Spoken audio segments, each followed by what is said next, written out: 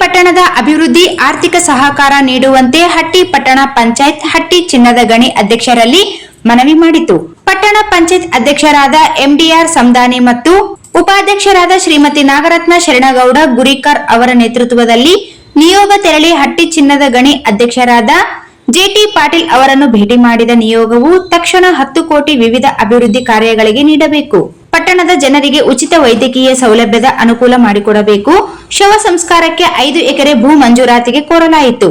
ಈ ಸಂದರ್ಭದಲ್ಲಿ ಎಪಿಎಂಸಿ ಮಾಜಿ ನಿರ್ದೇಶಕರಾದ ಎಂಡಿಆರ್ ಅಮ್ಜದ್ ಸೇಠ್ ಮತ್ತು ಪಂಚಾಯತ್ ನಾಮ ನಿರ್ದೇಶಕರಾದ ಜೆ ಸುಭಾನ್, ಸದಸ್ಯರಾದ ಜಿ ಶ್ರೀಕಾಂತ್, ರೇಣುಕಾ ಗುಂಡಪ್ಪ, ನಾಮನಿರ್ದೇಶಿತರಾದ ದುರ್ಗಮ್ಮ ಮತ್ತು ಕಾಂಗ್ರೆಸ್ ಮುಖಂಡರಾದ ದೇವೇಂದ್ರಪ್ಪ, ಸಾದಿಕ್ ವಜೀರ್, ಮಹಿಳಾ ಘಟಕದ ಸದಸ್ಯರಾದ ಇಂದಿರಮ್ಮ, ಯುವ ಮುಖಂಡರಾದ ಅಲ್ಲಾ ಭಕ್ಷ, ಅಕ್ಬರ್ ಸಾಬ್ ಬೆಲ್ಲದ್, ಖಾಜಾ ಪಾಷಾ ರೆಕ್ಷನ್ ಇದ್ದರು. ಮನವಿಗೆ ಸ್ಪಂದಿಸಿದ ಅಧ್ಯಕ್ಷರು ಸಂಪೂರ್ಣ ಸಹಕಾರದ ಭರವಸೆ ನೀಡಿದರು.